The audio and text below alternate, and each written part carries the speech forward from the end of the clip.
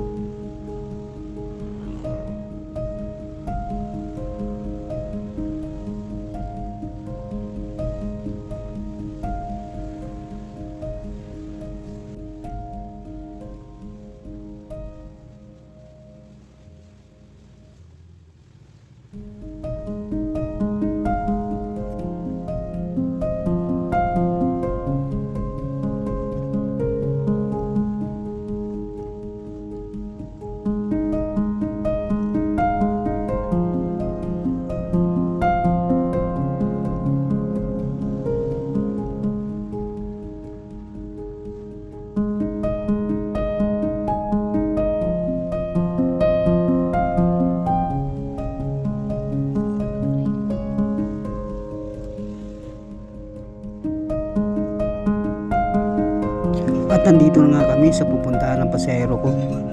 At nakababa na nga yung pasahero ko, pabalik na nga ako sa pila. Pero parang malakas na ang ulan sa mga oras na ito.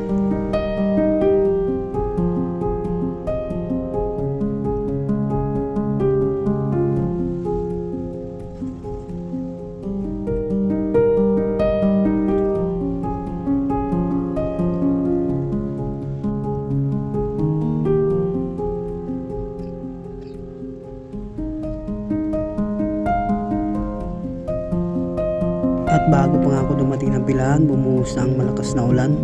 At nag-aabang na ako ng pasahero rito mga katoda. At mamaya-maya lang mga katoda, may pasahero na tayo. Pupunta ulit ng Antipolo bayan sa may City Hall. At sa sobrang lakas ng ulan, halos wala na tayong makita mga katoda.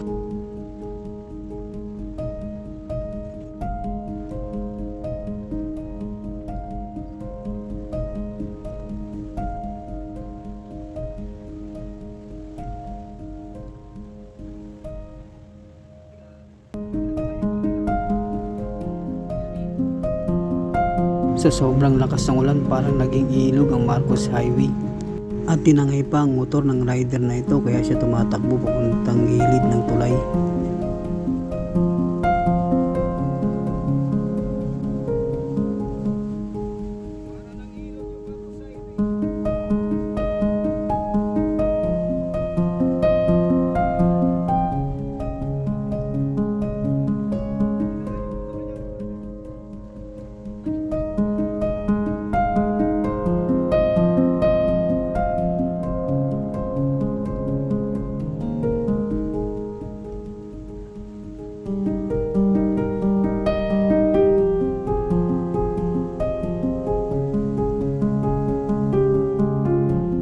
Hanggang dito na lang ang video ko mga katoda. Huwag niyong kalimutan paki-follow ang page ko. Salamat sa panonood.